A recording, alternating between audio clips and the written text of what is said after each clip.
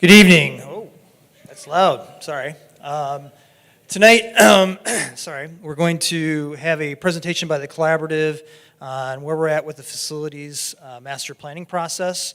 This actually started almost a year ago, and at this point, this is the next stage in this. We're almost at the end, but they're going to present their findings based on the facilities assessment, as well as then the information that we collected from the last survey. The great news about tonight is all of this presentation will be on our website. There's also a live stream of this event, which will be videotaped as well, which you can watch at a future time.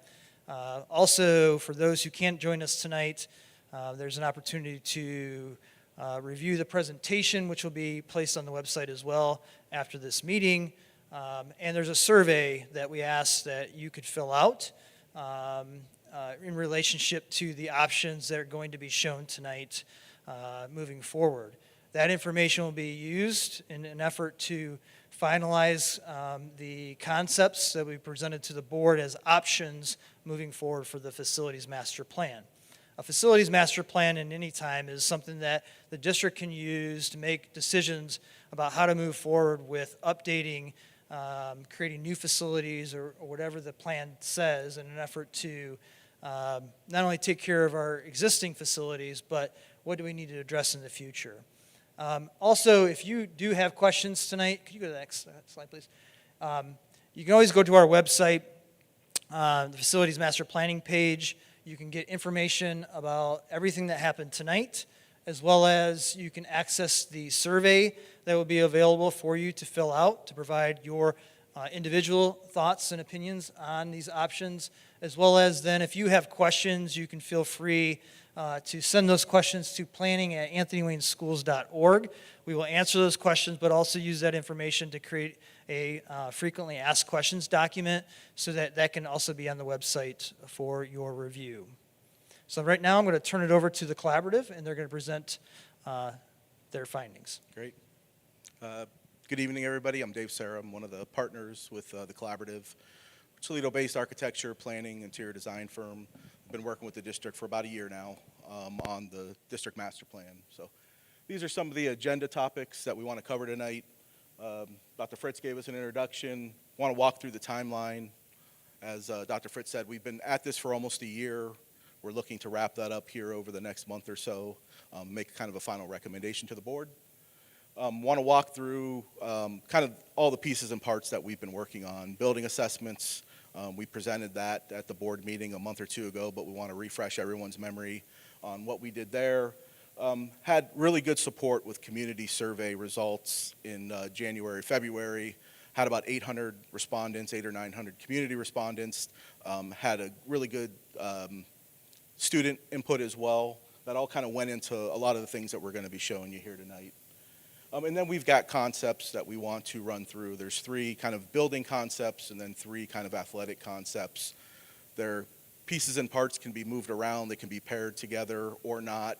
But really wanted, and that was all really based off those community survey results that we got the first time, was really heading us to this path. So I think it'll be really important after today's meeting to get some additional feedback from the community to make sure we're still on the right path. And then we'll talk a little bit about next steps and wrap it up for you this evening. This is the timeline that Dr. Fritz mentioned earlier, and back in May of last year, actually, we kind of started this process.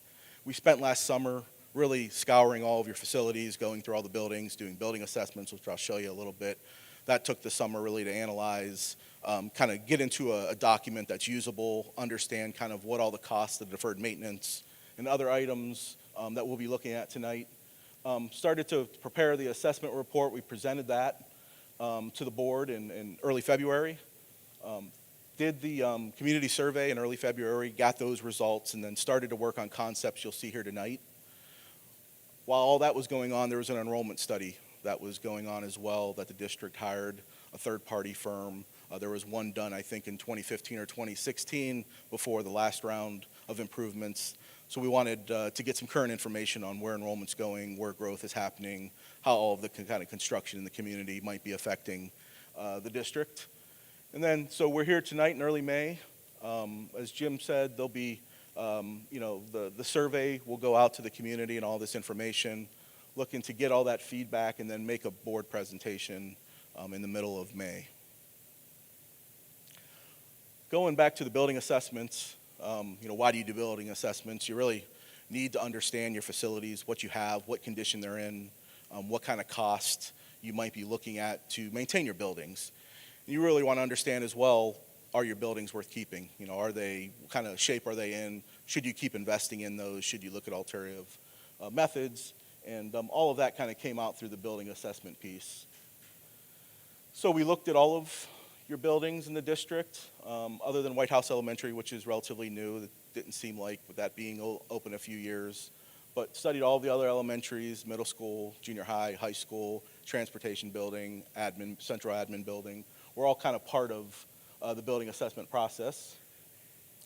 This was just some information I think that was shared in the earlier survey, but just to refresh everybody's mind of all of your facilities, the age, when you start to look at where you are today with the high school being 72 years old, the amount of additions that have been added over the years to pretty much all of your buildings. But if you start to think 10 or 20 years out, you're going to be dealing with a lot of facilities that are 80 to 90 to 100 years old. So investing in those facilities to keep them up and operational and good shape is really important as you move forward. This was a sample of just one of the of Monclova that we did a building assessment of. Each assessment was probably 20 or 30 pages long, went into detail of all the mechanical, electrical, plumbing systems, structural systems, roof systems, site, accessibility, covered a whole number of topics and items. We have a grading scale where you'll see, and you'll see that a little bit later as well, where based off our kind of engineering analysis, we grade the condition and the age and the life expectancy of a lot of the systems in the buildings. So you'll see that for Monclova looking at, and you'll see electricals kind of in that bad shape on all of them. It's just from an age standpoint. Roofing and electrical seem to be kind of the two larger items that are pretty current needs, immediate needs, and then there's a number of needs that are nice to have but can be utilized and taken care of down the road. On top of the building assessments, we went, and I don't know if this is a little difficult to read, but then put cost estimates to everything and did low and high ranges. We used OFCC data, our local knowledge of data and construction cost, really to break down all the items that we found out as deferred maintenance and what needed to be taken care of. And then we worked with Matt, Dick, and Jim and others to try to identify what are really immediate needs and then what are needs that could be handled maybe with PI dollars down the road. So the immediate needs we kind of identified in that first category, and then the secondary needs were that PI kind of category that we identified. And you'll see this later in some of the cost estimates as we come back with concepts. So all of the immediate needs we included into the costing of some of the options, saying like the roof is in really bad shape that needs replaced. Some of the electrical, mechanical components, you need to take care of those now. Those are really at the end of their life. Those were those immediate needs. Secondary needs were things like replacing windows and things that be nice to have, be more energy efficient, but you don't need to do those today.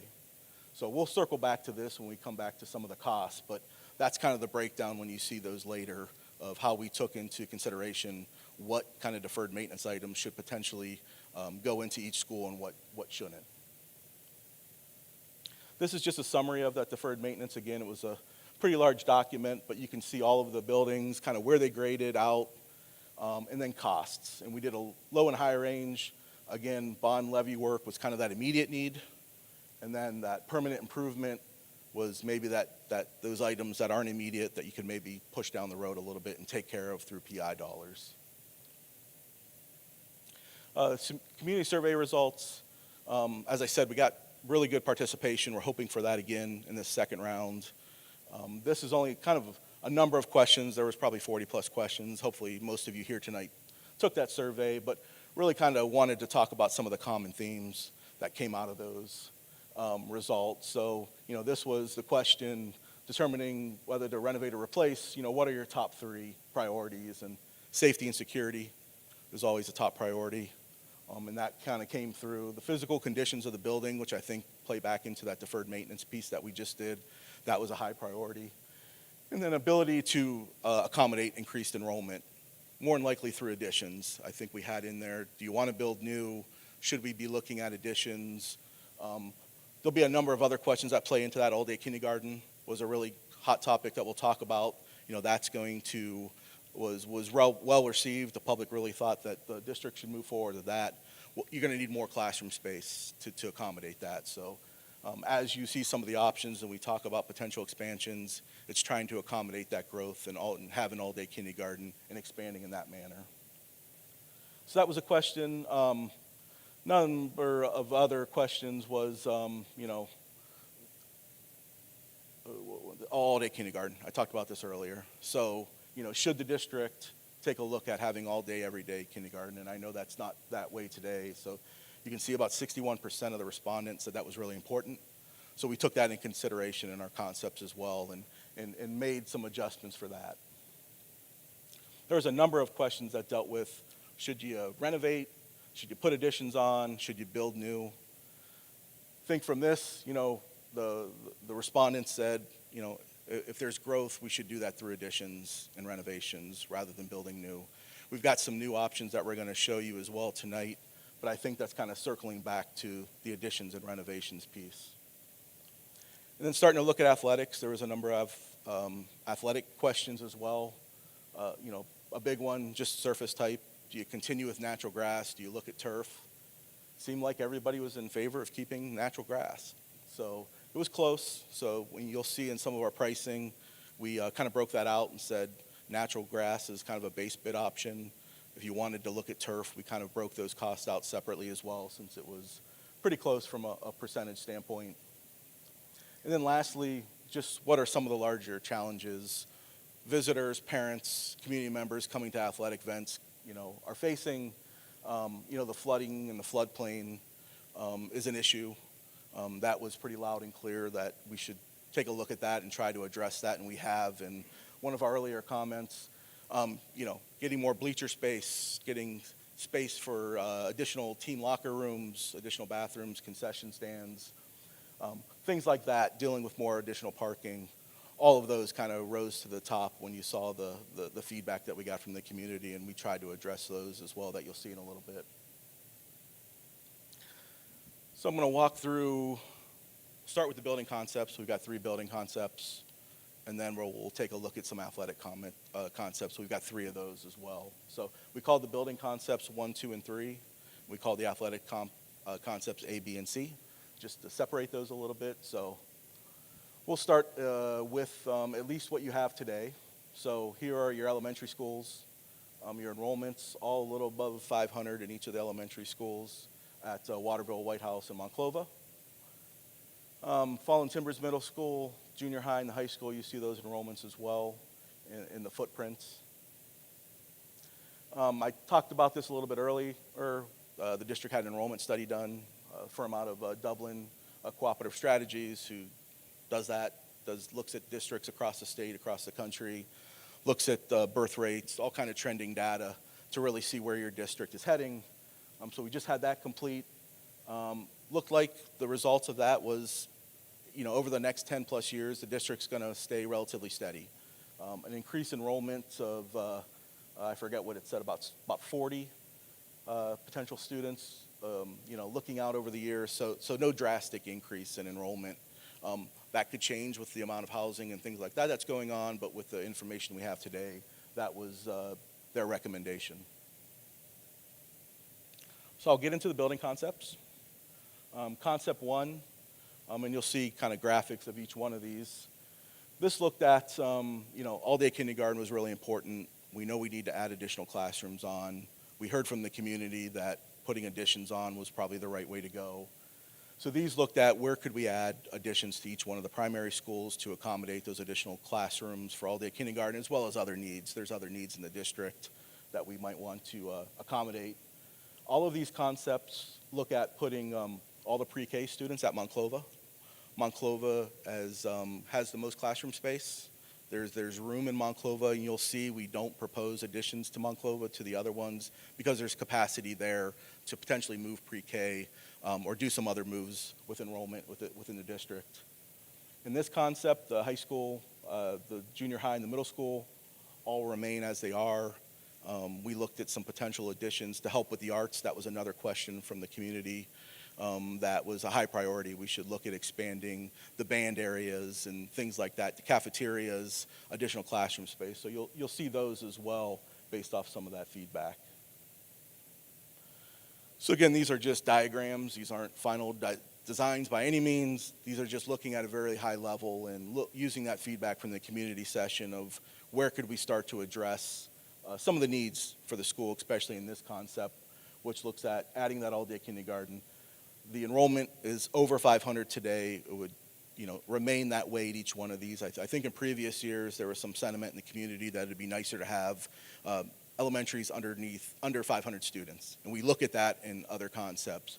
This concept said to accomplish all-day kindergarten and some of the things we want to do, that enrollment is going to be over 500 for the foreseeable future. So, as I said, Monclova has got capacity built into it today. I think it's got the most classrooms of any of the 3 elementary schools. This would have all-day kindergarten. We would move all the pre-K students in the district into Monclova Elementary. Waterville Primary, you start to see some potential locations where you can add on some additional classrooms for all-day kindergarten and some other needs within the district. And then White House as well. There is some opportunity there off to the right where you could potentially add some additional classrooms off one of the existing wings, still keep the circulation and the emergency kind of access around that building intact. Going up to the upper grades, starting with Fallen Timbers, we would look to do a dining expansion there. The cafeteria kitchen area is very tight.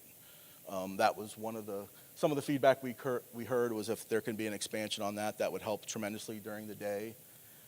And then once we get into athletics, you'll see some of the ideas we talked about, but right off of the middle school is like a perfect opportunity. There's some existing locker rooms there. So to try to create some additional locker rooms for girls soccer, lacrosse, track, there's some capacity there on site that we were proposing. Maybe you do some additions there that could handle those sports with direct access out to the playing fields. Junior high looked again at expanding the kitchen and the dining, just from a capacity standpoint that's very tight today.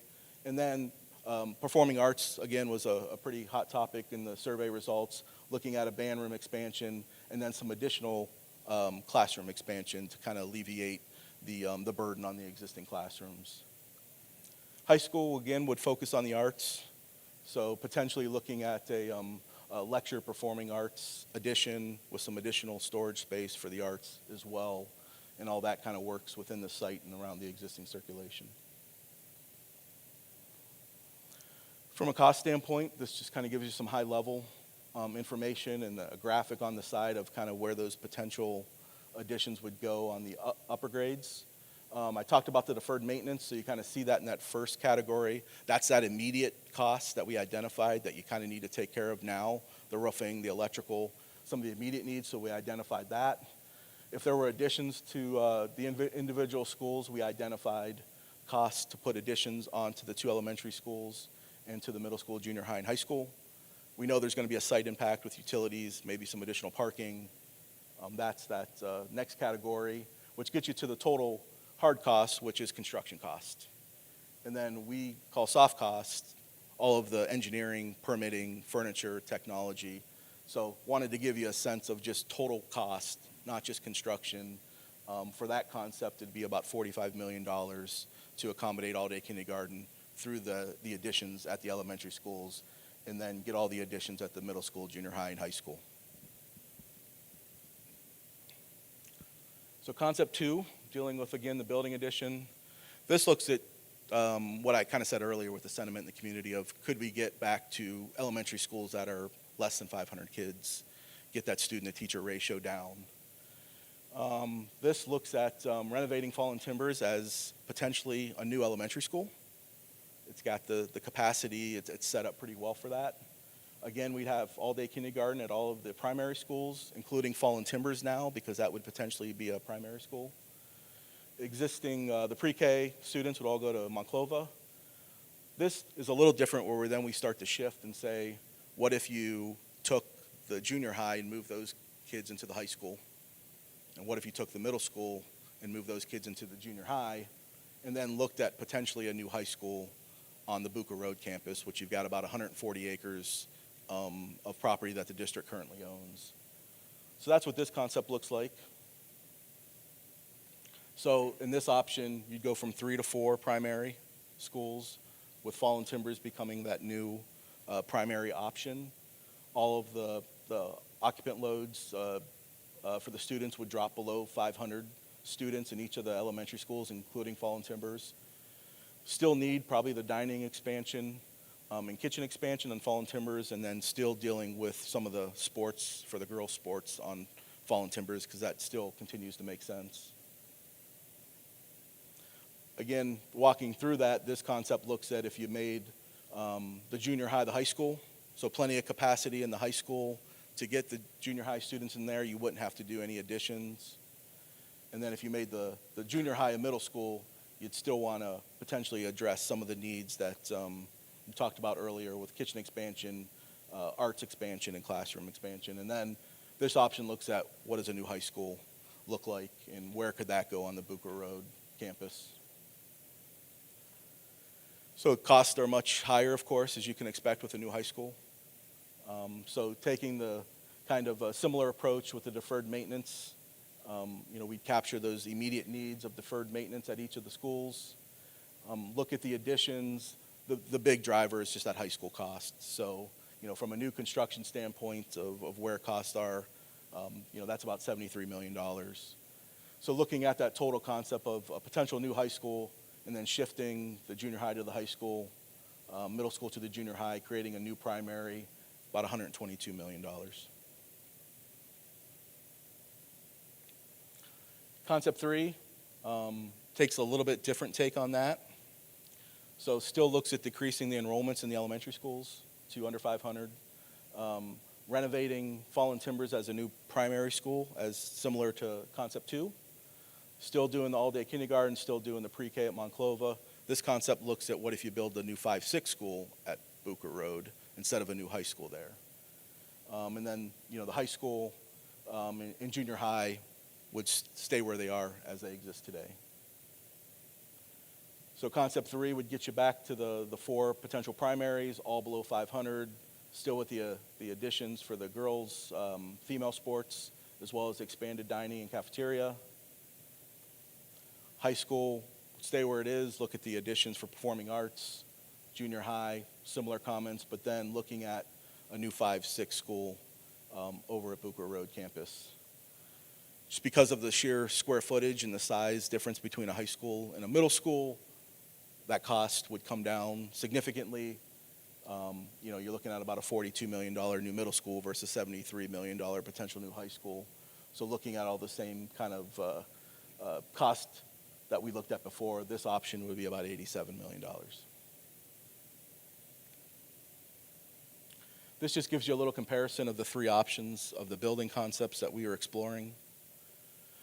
So you could see that range of 45 to deal with additions and deferred maintenance all the way up to 122 potentially if you looked at a new high school. And again, these are all just concepts and ideas trying to play off some of the feedback that we got from the survey results. So I'll jump to the sports fields options as well. Concepts, we call those A, B, and C. So we try to look at those independently. Again, at the end, you'll see how we can maybe marry those up to a building concept, an athletic concept. But again, trying to use a lot of the feedback that we heard to kind of develop these concepts. So concept A, and this is just kind of an overview. You've got your existing high school campus that has all varsity sports on it today. Again, I mentioned the Buca Road site that's got about 140 acres on it available to potentially do something. So just wanted to show a map of that. Concept A, and this is a lot of text, and we blow this up a little bit later, and you'll see kind of the individual pieces of parts, but this starts to address the floodplain issue, and really the big driver here is getting the football field out of the floodplain. So this is rotating the football field in the correct orientation, raising the football field the 8 feet to get out of the floodplain, And then new bleachers, new stands, all of that would come with a potential new football field that would be oriented in the right location and out of the floodplain. We'd have to do some retaining walls and things like that to deal with the grade from the football field to the tennis courts. We've looked at that. We feel pretty confident that can happen. Some of the other public feedback that we heard was just the lack of toilet rooms, concession lines, things like that. So you'll see that little blue box kind of next to the existing concession stand outside. That starts to look at building more storage in, concession stand, maybe start to look at esports and some of the other golf simulators, some of the other sports that really aren't addressed today. How could we start to accommodate those students? So there's an addition off of that existing concession stand. The track, soccer, lacrosse field in this option would be expanded. We know the sidelines are very tight. You can't get bleachers on both sides. When the tennis courts were improved, they were placed in a position so that you could expand the track and the soccer, lacrosse fields to get proper runoff, proper clearances, bleachers on both sides, things like that. So in this option, we're showing doing that where it is today, just expanding it. Dealing with softball, we know there's been some initial work that's been done on softball. This looks at upgrading the softball field, try to get it on par with baseball. We talked about some of the female sports that we would potentially look at adding off of fallen timbers. We would look to do the same for men's soccer, lacrosse, track around the concession stand down in that area. So you see that kind of dark blue box. That would be looking at space for additional storage, locker rooms for those sports, maybe some extended bathrooms to serve kind of the sports down in that area.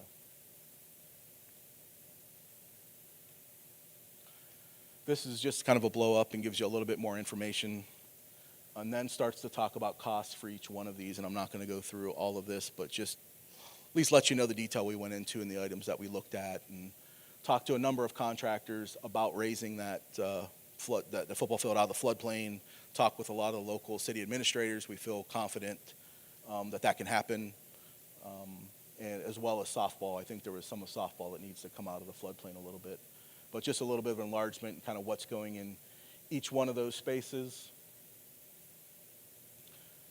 Again, with the tracker, soccer, lacrosse, larger, new complex. I think the track surface today is in need of repair or replacement. So that was looking at about $20 million to deal with all of those athletic pieces that I described. We did look at options for turf. We know that wasn't the first choice. Based off the initial community results, it was very close, so we did want to at least take a look at if you put turf on the football field, if you turf baseball and softball, and potentially soccer and lacrosse, what those costs would be. So, that would be another $3+ million, I think, to the increase from turf, from sod up to turf would be about another $3 million. Concept B looks at maybe starting to utilize some of your property on Buca Road. So this looks at leaving the football field where it is today in the floodplain. Band practice, band space in general is in high demand. That would be a perfect opportunity to have a dedicated band space. This looks at doing a new football stadium, again in the correct orientation, kind of where the band practice and the soccer, track, lacrosse fields are today. So you see that there. That would be all new with bleachers, locker room kind of complex to the north of that, and then dealing with similar amenities to softball and additional locker room storage space. So again, some more detail on each of those options and what would entail or what we would look to do in this concept. The big driver here is we need a home for soccer, lacrosse, and track. So the Buca Road campus, this option looks at building that new complex over at Buca Road with parking, all of the outdoor track events. There's cross country. There's a lot of space there that you can get a nice cross country route built in. You could have access off Dutch Road and Buca Road to alleviate traffic. So there's a lot of positives about that as well. But that looks at bringing that whole piece over here. So that's the big driver, big difference from concept A to concept B. And there's the cost associated with that. moving that whole complex to Buca Road. So looking at all of that, doing the renovations on the existing campus and then bringing some of the sporting facilities over to the Buca Road campus, about $24 million. And again, we broke out some of the turf options as well below the line. Our last option is Concept C. So this really looked at what if you moved all of the athletics, varsity athletics, over the Buca Road campus. You've got the space. The existing facilities at the high school site could become the junior high facilities. There's always a need for 2 tracks. There's always a need for additional football space. So in this concept, you'd build a multi-purpose complex over at Buca Road. That would be football, that would be soccer, that would be lacrosse, that would be track, that would be large bleachers on both sides. This option, the big blue box at the top, looks at indoor field house potentially. You've got the room for that. Always a demand on practice space, especially in winter months. So again, these are pieces and parts of just options that we looked at. Looking at doing new baseball, softball, tennis, again with a number of parking spaces, kind of emergency bus loop around the whole complex, and then multiple ways out. Similar in the detail of kind of what each one of those components cost. And again, just because of what you're doing and really replacing all the facilities, that was around, I think, about $47 million to bring all of the varsity sports over here, and then your existing facilities then could potentially remain junior high, youth, other kind of practice space for the rest of the community. This gives a similar kind of comparison as we did with the building options.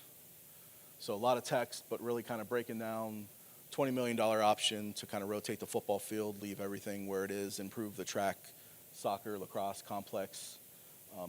At its existing location, Concept B is making that initial move of bringing soccer and lacrosse and track potentially over the Buca Road, leaving football, softball, and baseball at its existing location. And then Concept C is really bringing all of those varsity sports over the Buca Road, leaving the existing athletic complex for the junior high and others.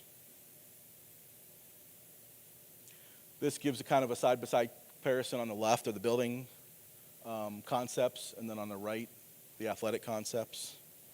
So again, we just didn't place those in any order, just as we presented them.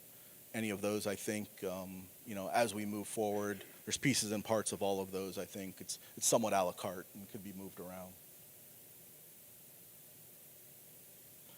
So that was really our presentation that we wanted to share tonight. Next steps, as I kind of mentioned earlier, the survey I think is going to be going active here pretty quickly tonight. All of this information will be uploaded to the webpage. There's the email address. Please email questions, anything you have that you'd like us to look at, address. We will try our best to do that. We're going to have that survey out there for about a week, try to gather all that information, refine any of these concepts based off current feedback that we get over the next week, and then be making a board presentation on the 15th to present similar information to the board, to give them all the information, answer any of the questions the board members might have for us at that point, and then really try to kind of wrap up the master plan and come back with kind of a final recommendation. Just wanted to flash this up here again as well. I know Dr. Fritz talked about this earlier, but there's the email address for any questions, and link to where all of the information that we've been kind of compiling over the last year can be accessed for anybody to look at and review in more detail. So with that, I'd just like to thank everybody for coming out tonight on a lovely late April evening, and look forward to seeing the response from the community and addressing any of the comments that we can. So thank you.